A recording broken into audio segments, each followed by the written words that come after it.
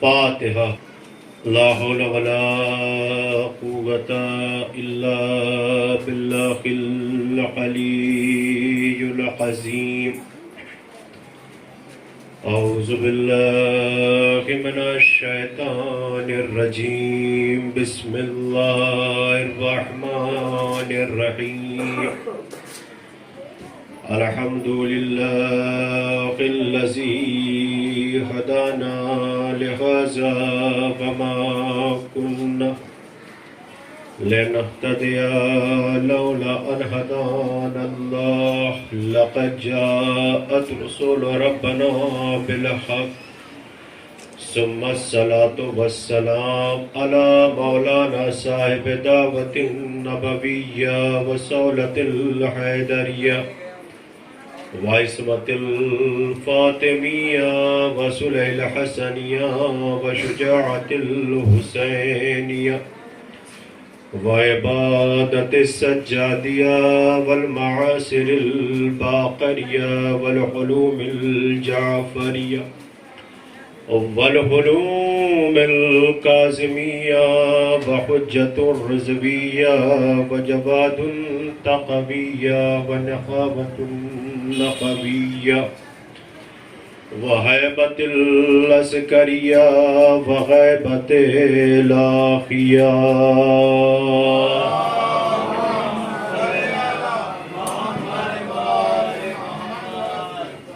اما بعد فقد قال رسول اللہ صلی اللہ علیہ وآلہ وسلم، بسم اللہ الرحمن الرحیم، ان الحسین مصباح الہدی وسفینۃ النجاۃ۔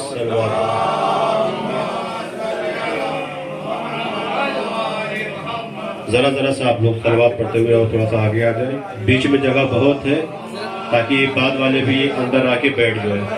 اور آ جائیے، صلوات پڑھتے ہوئے اور آگے آ جائیے۔ اللہم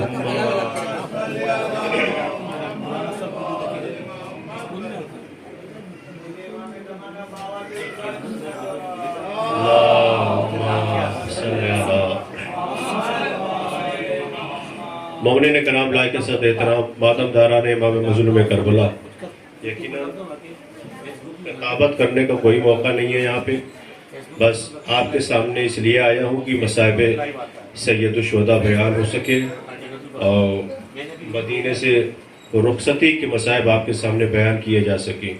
بس چونکہ جو حدیث میں نے آپ کے سامنے تلاوت کی ہے اس کے بارے میں دو چار باتیں فضیلتیں سن لیں، چونکہ جلوس نکلے گا، عماریہ بھی ہیں، ذوالجناح بھی ہیں، علم مبارک بھی ہے، انجمن ہائے ماتمی بھی ہیں اور ان انجمنوں کا پرسہ بھی ہے، لہٰذا جلوس کو لمبے راستے سے 3 نمبر کمپاؤنڈ تک جانا ہے، وہیں پر اختتام پذیر ہوگا، لہٰذا میں مشکل سے بس 15 سے 20 منٹ آپ کی خدمت میں ہوں، اس کے بعد جلوس انشاءاللہ برآمد ہوگا۔ ایک صلوات پڑھیں عظمت آل محمد پر۔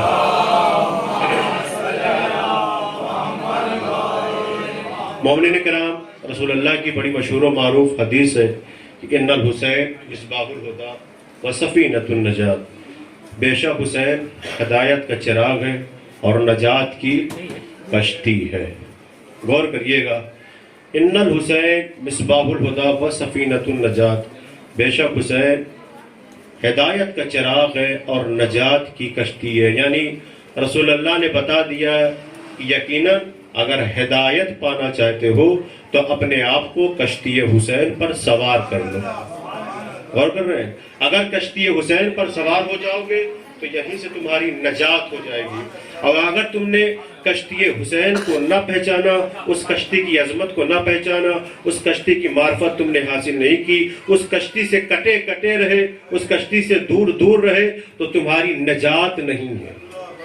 اس لیے کہ ان الحسین مصباح الہدی وسفینۃ النجات، بے شک حسین ہدایت کا چراغ ہے، نجات کی کشتی ہے، اور ایسا ہدایت کا چراغ ہے کہ جسے دنیا کی کوئی آندھی نہ بجھا سکی۔ حسین ایسا چمکتا ہوا سورج ہے کہ جس پہ کبھی کوئی رات نہیں آئی۔ لیے رسول اللہ نے کہا ان الحسین مصباح الہدی و سفینۃ النجات، بے شک حسین ہدایت کا چراغ ہے، نجات کی کشتی ہے۔ تمہید کا وقت نہیں ہے، میں ذرا سا گفتگو کو آگے بڑھاؤں۔ آج کی یہ تاریخ 28 رجب المرجب سن 60 ہجری کو امام حسین علیہ السلام ایک چھوٹا سا قافلہ لے کر نکلے تھے، یا یوں کہہ لیا جائے کہ نجات کی کشتی 28 رجب المرجب سن 60 ہجری کو مدینہ منورہ سے نکلی، اور نہ جانے کن کن کریوں سے ہوتے ہوئے، کن کن خطوں سے ہوتے ہوئے، کن کن شہروں سے ہوتے ہوئے مکہ معظمہ پہنچی۔ یعنی امام حسین علیہ السلام اپنی ولادت والے دن 3 شعبان المعظم کو مکہ معظمہ پہنچے۔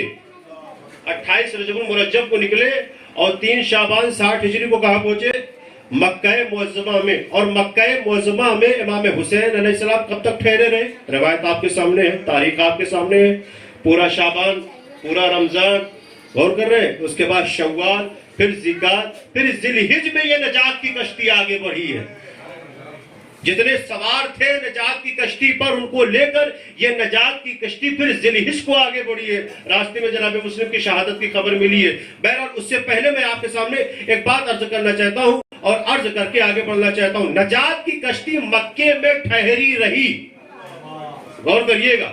کیوں ٹھہری رہی؟ اتنے دن تک کیوں تھے امام حسین علیہ السلام مکے میں؟ اس لیے کہ لوگوں کو ایک میسج دینا چاہ رہے تھے۔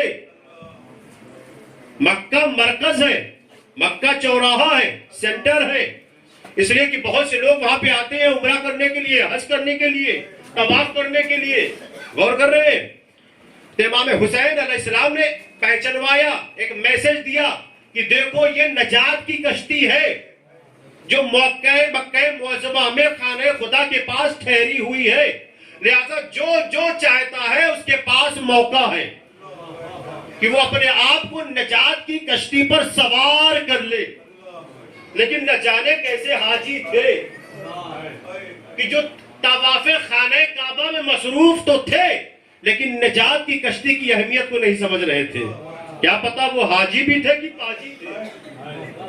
کسی شاعر کا ایک شعر مجھے یاد آ گیا، بڑا خوبصورت شعر ہے، توجہ کریے گا کہ طواف خانہ کعبہ میں مصروف تھے حاجی، طواف خانہ کعبہ میں مصروف تھے حاجی، بہت قریب سے گزری نجات کی کشتی۔ اللہ اکبر، صلوات پڑھیں عظمت آل محمد پر۔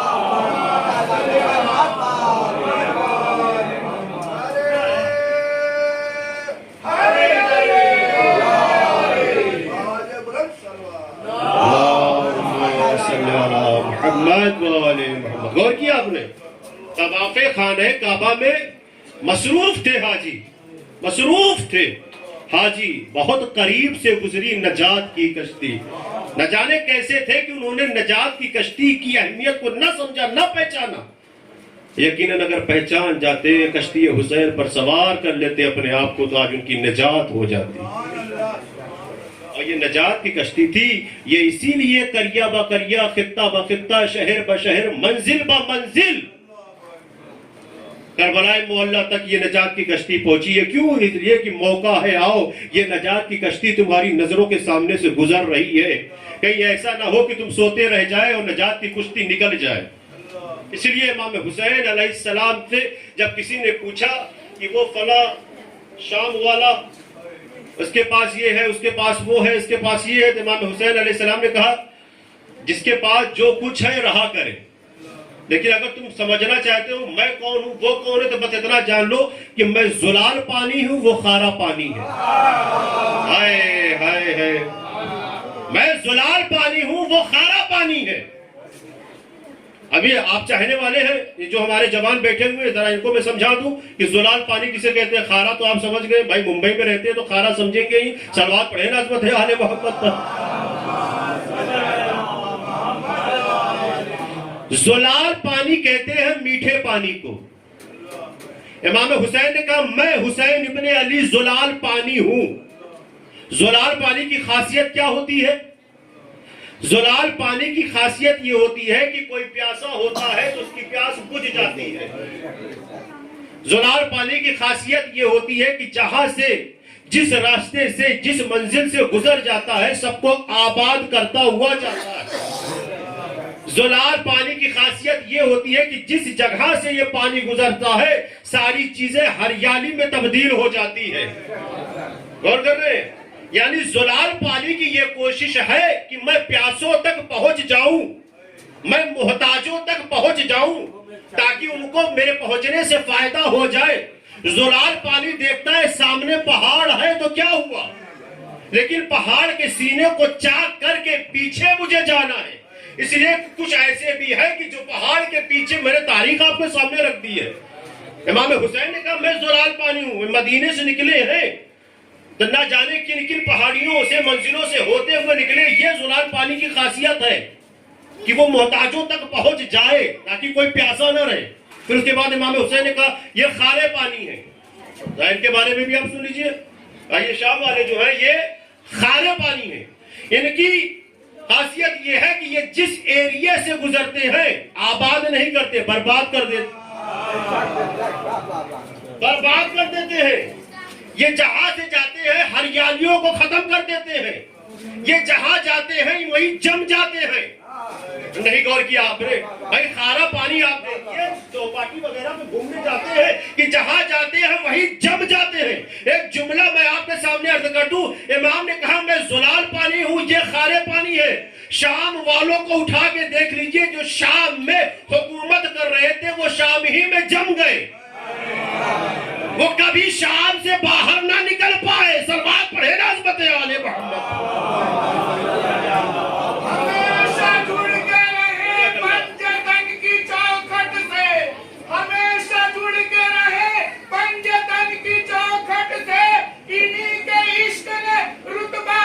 جزاک اللہ.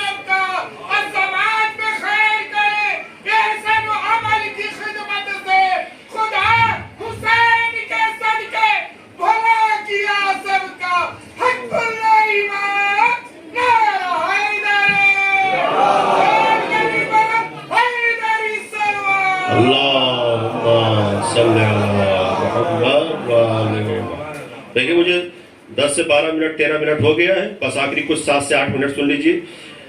تو یہ نجات کی کشتی ہے, یہ زلال پانی ہے جو چاہتا ہے کہ لوگوں کو نجات مل جائے. اور کر رہے ہیں ان الحسین مصباح الہدی وسفینۃ النجات, بے شک میں حسین ہدایت کا چراغ ہے اور نجات کی کشتی ہے. بس یہ آخری فضیلت سمجھے, اس کے بعد یہیں سے میں مسائل پر آنا چاہتا ہوں. حسین نجات کی کشتی ہے. بڑے بڑے لوگوں نے نام حسین کا سہارا لیا ہے اور نام حسین کا سہارا لے کر بتایا ہے کہ اگر آج بھی کسی کا نام قابل تذکرہ ہے, قابل ذکر ہے, قابل لائق ہے تو وہ حسین ابن علی کا ہے اور کسی کا نہیں ہے. اسی لیے علامہ اقبال کا وہ مشہور شعر کیا ہے, ذرا انسان کو بیدار تو ہو لینے دو, ہر قوم پکارے گی. آج دیکھیے پوری دنیا میں حسین حسین ہو رہا ہے. آخری بات میں عرض کروں آپ کے سامنے کہ فضیلت امام حسین علیہ السلام کو آپ سمجھیں, کیسے کیسے بے قصور کو, محتاجوں کو نجات مل گئی ہے در حسین پر آ کر. ایک نام میں دوں گا آپ پہنچ جائیں گے, فطرس. کتنے سال سے خرابے میں تھا, روایت کا اختلاف ہے کہ تیسرے یا چوتھے آسمان پہ کہاں پہ تھا, کتنے سال سے تھا. سزا ملی تھی اس کو. کیا ہوا تھا, اللہ نے بالوں پر چھین لیے تھے کہ حکم خداوندی کے خلاف تھا, یا وہ کام جس کی اس نے ضمانت لی تھی کہ اتنے دنوں میں کر دوں گا, کر نہیں پایا. یا پھر جو اور دوسری تیسری روایت میں یہ لکھ کے آتا ہے کہ حکم خداوندی کے خلاف اس نے پرواز کرنا شروع کر دی. منع تھا کہ اس طرف نہ جانا, اس ایریے میں پھر اس نے پرواز کی تو بالوں پر چھین لیا. اللہ نے کہا کہ میں علی کل شیء قدیر ہوں, تو نے میرے حکم کو نہیں مانا. تو بہرحال سزا ملی, بالوں پر چھینے گئے. کئی سال تک ایک خرابے میں تھا, استغفار کرتا رہا, توبہ کرتا رہا, لیکن کہیں کوئی رسائی نہیں. تاریخ آنے والی ہے, ابھی آپ ماشاءاللہ سے خوشی بھی منائیں گے, اور یہ ہمارا شیوا ہے کہ غم پہ غم مناتے ہیں, خوشی پہ خوشی مناتے ہیں. 4 دن بعد 5 دن کے بعد ایک تاریخ آنے والی, 3 شعبان المعظم. سرکار سید الشہداء حضرت امام حسین علیہ السلام کی ولادت کی تاریخ ہے۔ 3 شعبان کو جب امام حسین علیہ السلام دنیا میں تشریف لاتے ہیں، آل محمد کے گھرانے میں خوشی کا ماحول ہے، سب ایک دوسرے کو مبارکبادی دے رہے ہیں۔ اللہ نے کہا جبریل جاؤ، فرشتوں کو لے کر جاؤ، تم لوگ جاؤ، میری طرف سے اللہ کے رسول کو مبارکبادی دو، نواسے کی مبارکبادی، میری طرف سے بھی مبارکبادی دینا، تم لوگ بھی اپنی طرف سے مبارکبادی دینا۔ حکم خدا ہوا، جبریل نکلے، سید الملائکہ ہے، ملائکہ کا سردار ہے جبریل، پیچھے اور بھی ہے۔ اب جب یہ ساتھ پرواز کرتے ہوئے زمین کی طرف چلے تو فطرس کی نظر پڑ گئی، کہیں سے دیکھ رہا ہوتا، آواز لگائی جبریل کو، جبریل کیا مسئلہ ہے؟ کیا کوئی قیامت آ گئی کہ سب کے سب سارے کے سارے ایک ہی دشا میں ایک ہی رخ میں اڑتے چلے جا رہے ہو؟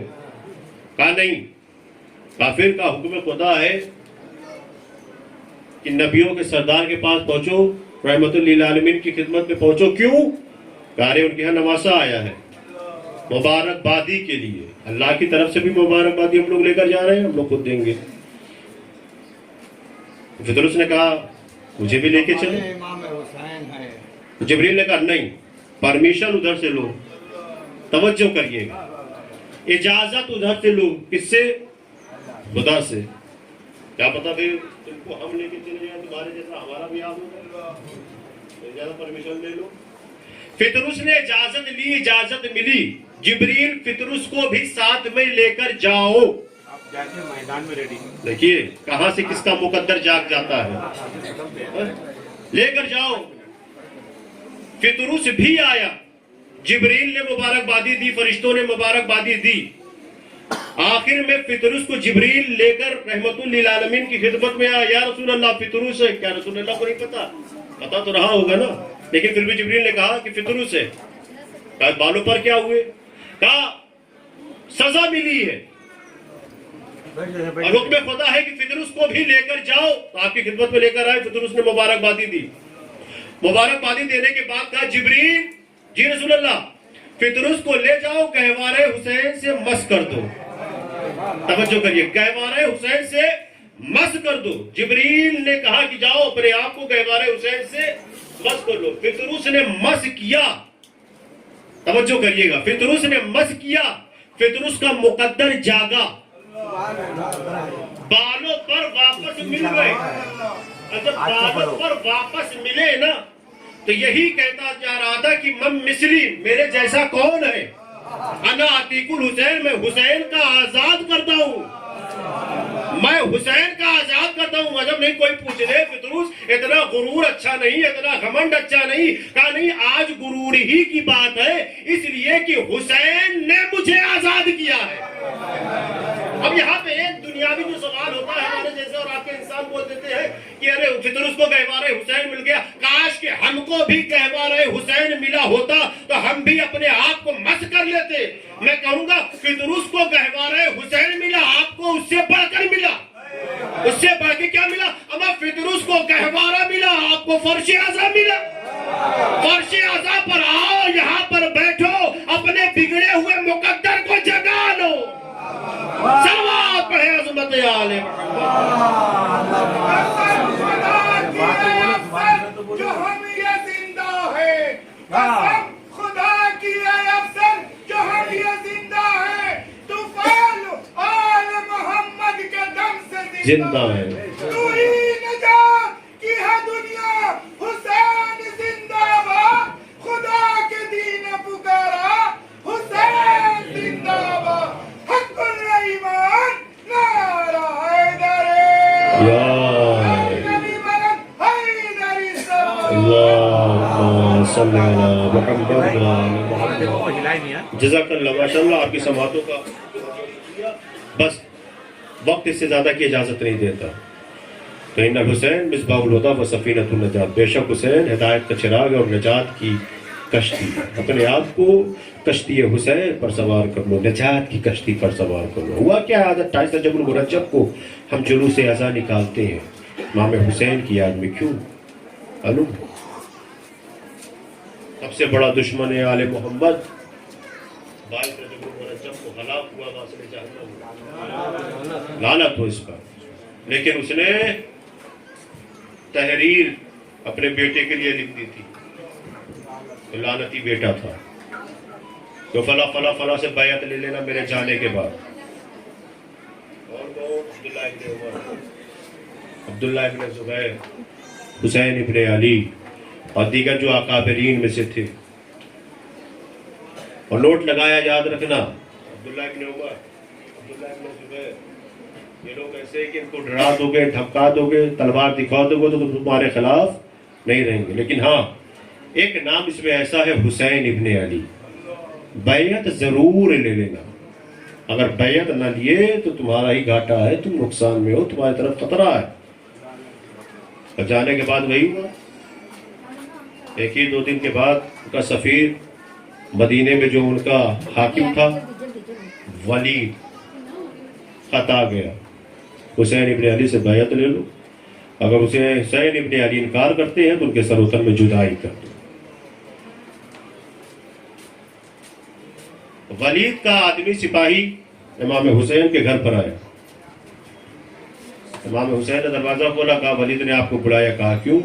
کہا نہیں معلوم، مغرب کے بعد کا یہ وقت ہے۔ کہا ٹھیک ہے، جا کے ولید کو بولو میں آتا ہوں۔ جناب زینب نے پوچھا بھیا کہاں کا ارادہ؟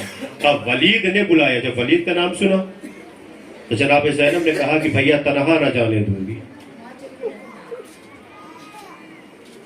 بنی ہاشم کے جوانوں کو ساتھ میں لے کر جائیے۔ جناب علی اکبر کو لیا، جناب عباس کو لیا اور بنی ہاشم کے جوانوں کو لیا، اور ولید کے محل کے پاس یا دروازے کے پاس پہنچ گئے۔ جناب عباس کو روک دیا کہ بھیا عباس اندر آنے کی ابھی ضرورت نہیں ہے، ہاں کوئی اگر ایسا مسئلہ ہوا اور میری آواز بلند ہوئی تو تم اندر آ جاؤ۔ گئے، ولی سے کہا کیوں بلایا؟ کہا یہ آپ خود پڑھ لیجئے، شام سے خط آیا ہے، پڑھا، واپس کر دیا۔ کہا آپ کیا کہتے ہیں، بیعت کریں گے؟ امام حسین نے کہا ولید بیعت کا مسئلہ اتنا ہلکا نہیں ہے کہ رات کی تاریکی میں چھپ جائے، تو بیعت کرنا ہے تو دوپہر میں دن کے اجالے میں مسجد میں آ جانا، اور پھر وہاں پر یہ سوال کرنا، تو پھر میں جواب دوں گا کہ کون کس کی بیعت کرے گا اور کس کی بیعت کی جائے۔ یہ کہہ کہ امام حسین علیہ السلام پلٹے ہی تھے کہ مروان ابن حکم نے کہا ولید کیا دیکھ رہا ہے؟ ارے یہ حسین ابن علی ہے، اگر یہ بیعت نہیں کر رہے تو ان کے سر و تن میں جدائی کر دے، کہیں ایسا نہ ہو کہ حسین یہاں سے چلے جائیں پھر تجھ کو نہ ملے۔ یہ کہنا تھا کہ امام حسین علیہ السلام نے کہا یبن زرقہ، جناب زینب نے یزید کو کہا تھا یبن طلقہ، امام حسین نے کہا ہے مروان کو یبن زرقہ، اے نیلی آنکھوں والی کے بیٹے۔ وہ ایک الگ تاریخ ہے کہ اس کی ماں کا معاملہ کیا تھا، انشاءاللہ کسی مجلس میں عرض کیا جائے گا۔ کہا تیری یہ مجال کہ تو حسین ابن علی سے بیعت لے گا، ذرا اپنا حسب نسب تو پہچان، ذرا اپنا ماضی سے دیکھ، تو کیا تھا، تیرے ابا و اجداد کیا تھے، اور تو حسین ابن علی سے بیعت کرے گا۔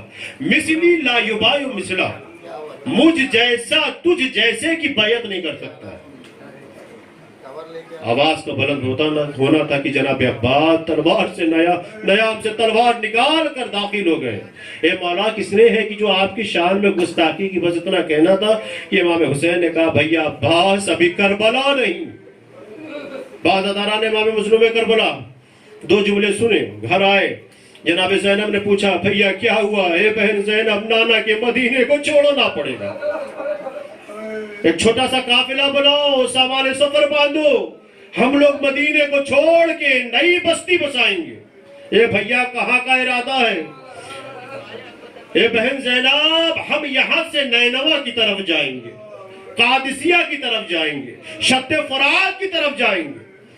بعض اداران امام مظلوم کربلا رات کی تاریخ جب شب 28 رجب المرجب آئی ہے نا، ماں کی قبر پر آئے ہیں رات کی تنہائی میں، مادر گرامی آپ کا لال حسین جا رہا ہے، بھیا کی قبر پر آئے، اے بھیا حسن مشتبہ آپ کا بھائی آپ سے جدا ہو رہا ہے۔ نانا کی قبر پہ آئے، اے نانا آپ کا مجاور حسین جو آپ کی قبر پہ آتا تھا، آج سے حسین یہ قبر پر نہ رہے گا۔